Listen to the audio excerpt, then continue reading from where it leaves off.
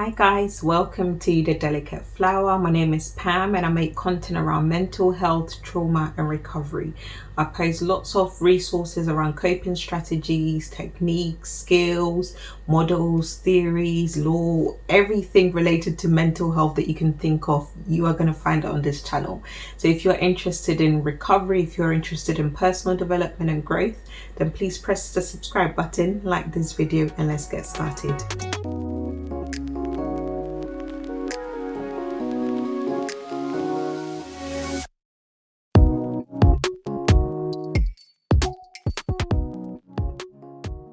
So as you can tell by the title of this video today, I am going to be talking about a CBT technique known as the thought record. But before we get into that, just to give you a little bit of a background about what CBT is.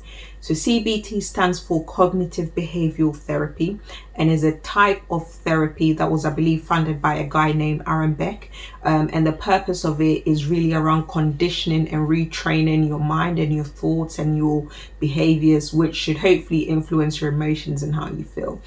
Within the UK, this is probably the main mode of therapy that a lot of therapists, whereas in the NHS or not, are trained in. So if you've accessed things like talking therapists before, or if you've perhaps been supported under the community mental health team by a psychologist, it's probably likely that the mode of practice that they use to support you or the foundational principles that underpin the type of therapy that you had was cognitive behavioral therapy. It's a very, very effective therapy. And again, like I said, the purpose of it is to really train your mind around certain behavior patterns, certain thought patterns that you naturally fall into, to provide you with better and healthier alternatives to hopefully support you in everyday living. So let's get straight into the technique, which is known as the thought record. Now, personally, this is one of my favorite CBT techniques simply because it's very effective, it's very simple, and anybody can use this technique. So if you don't know about thought record, I have linked in the description box below a format that you can have a look at, but I'll also talk you through it through this video as well. So essentially, a thought record is a list of questionings to challenge your way of thinking, to help you really get to the root and the foundational core thought of certain scenarios or certain cases whereby perhaps you may be feeling a bit overwhelmed and feeling a bit deflated by certain circumstances or events that may have taken place in your life. So in terms of the actual structure of this activity, it starts off with an event or activating event, then followed by automatic thought, then followed by emotions or mood, then followed by evidence to support these automatic thoughts, then followed by evidence against these automatic thoughts, and then lastly, alternative thoughts. I'm going to list all these different subheadings here. Like I said, you can also find it in the link attached in my description box. So how would you apply this? So the reason I'm sharing this with you is so that you can use it as a tool. You don't need a therapist for this. That's one of the things I love about CBT. The whole model is about training you as the client, as the patient, training you to become your own therapist, so that all these different activities and things that you may do in your private therapy sessions, you can take that outside of that room and apply it to yourself. So I'm sharing this with you in hopes that you can use it on yourself as well. So like I said, I'll list all these different subheadings here. So how might one use this type of technique? So let's imagine I'm your counselor, you've come into my session and you're telling me about an incident that happened and how it's made you feel. So an incident may be perhaps, okay, you're driving to work in the morning, you were running late because there was a lot of road works, and all of a sudden you just felt very flustered, very overwhelmed, and it just got a little bit too much, and then you just thought, oh my gosh, maybe I should just turn around and go home because I just can't be late again. So I may ask you, so what was the event that happened, which I've just explained? I was stuck in traffic. Before I knew it, I got a bit overwhelmed, and so on and so forth.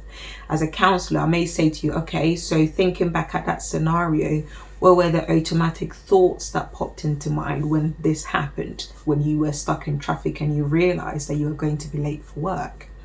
You may say to me, well, I started to think, oh my gosh, again, I was late yesterday and the day before, and I can't always be late. And as your counselor, I may use a technique known as SOCRATIC questioning. which is simply a way in which I question you to probe more of your mind and to really get to the core of what it is about this incident that has made you feel so overwhelmed. So I may say to you, okay, so tell me more. You may say, well, because I just realized that there was a lot of roadworks and I'm going to be half an hour late. And I'll be like, so what does that mean? You may say, well, because if I'm late, everybody's going to look at me and I don't really like people looking at me. And then I may say to you, okay, so what does that mean if people are looking at you? Well, it's just going to make me feel very self-conscious, and then it's just going to make me look very silly. And, you know, through this questioning, the point of these Socratic questions is for me to get to what is known as a hot thought, which is essentially the core of what you are feeling. So as a client or as a patient, you may carry on saying, well, if people look at me, I'm going to feel very silly and I'm just going to feel very small and oh my gosh, I'm so stupid and how can I be so silly and so dumb and I feel like such a failure and I can never get anything right? I feel like such a failure. That is what I'm looking for. That is your hot thought. And as somebody who is training in all models, so both CBT, person-centered and also psychodynamic, I want to find out what it is. Why do you feel like such a failure? Where does that belief stem from? Is it a belief that was passed down to you? Is it a belief that you adopted over time? So like I said, because I'm training all these different models in a therapy session, I may even go further down and identify this element of failure that has become a part of your daily language or part of your core belief about yourself, which may link into your childhood, which may link into perhaps failing exams at school. And essentially these hot thoughts or these core beliefs could be incidents that happen to us when we're children that we've carried that through. So any other incidents in life, and it just could be something like getting stuck in traffic or missing an appointment. It can often turn into ruminating thoughts and spiraling. Before you know it, you've ended up feeling very anxious, you ended up feeling very depressed, and you don't even know how you got there. So like I said, that's another subheading. So once we've talked about the activating event and the automatic thought, I will then be talking to you about, okay, so how do you feel about that? What are some of the emotions that came out of this incident? You may talk about feeling anxious, feeling very worried, feeling very vulnerable. I may even use a scaling tool to ask you to rate, on a scale of 1 to 10, 10 being really, really good, 0 being bad. What number would you pick to define how you feel? So that is the emotions and mood category, then followed by evidence to support this hot thought, which is that you're a failure. So again, through Socratic questioning, I may ask you, so what evidence is there to support that you're a failure? You may say to me, last week I forgot to do this. Okay, tell me more. Are there any other incidents? You may say this, you may say this. Okay, so we've identified a few things. I may also pinpoint certain words that you say, like always or never. Again, through Socratic questioning, the plan is that I challenge you on some of these words that we have taken on board to be evidences or reasons for things that aren't always accurate. You're not always late. You're not always failing. Sometimes you failed at certain things. So it's about bringing your awareness and your consciousness back to those automatic thoughts that naturally are, again, your default thoughts. And then as a counselor, I may also ask you, so what are the evidences to show that you are not a failure? You could say, well, I wasn't late on Monday, or actually, well, I've been able to get myself a job. I'm not a failure. I woke up, I got ready this morning. I was able to drop off the kids at school. I was able to complete my work. There is so many evidences perhaps to support the reasons why you're not a failure. So bringing those up and emphasizing those, the idea then is to bring you to our other subcategory, which is about, alternative thoughts. So actually, what are some of the thoughts that perhaps we can adopt instead of the automatic ones that comes to mind? It could be, yes, I know I was late, but that's okay. We're all late sometimes. Or, yes, maybe people may look at me when I walk in, all I can just say, sorry, I was late. Or I can't control traffic, So the idea is to really being realistic. It's about finding words and automatic thoughts that is fit into the scenario to stop us from spiraling and going into ruminating thoughts, which, like I said, can really affect your self-esteem, your mood, can bring up a lot of anxiety and so on and so forth. So that is a very simple way in which you can use this technique to support yourself. I hope you enjoyed watching this video. I hope the example gave you a process in which you can use to support yourself. So like I said, I will be linking these subheadings and the worksheet of this specific thought record to my description box.